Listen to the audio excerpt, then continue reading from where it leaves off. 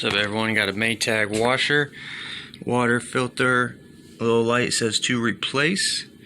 So I'm going to show you where it is on this particular refrigerator. This is a Maytag. So what you want to do is open this up. Up here in the corner where it says, it'll say water filter, lift up to remove, like that, pops right out. Go ahead and get this, pull it out. I got my new one here. I ordered it on Amazon. And let's go and take this out. I'll just match it up, make sure it's the same. Take this top off here.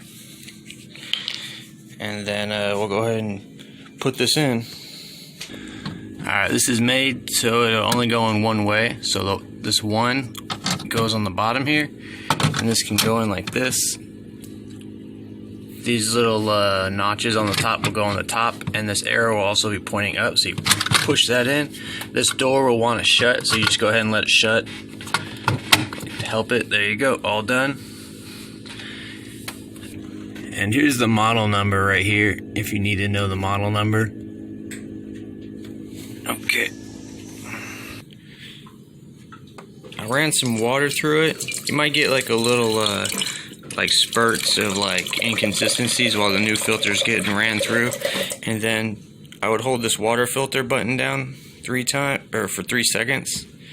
Well, that's what I did. I held it down and then I did a little 3 count, and then I did it again, and then it'll say good. And yeah, that's it.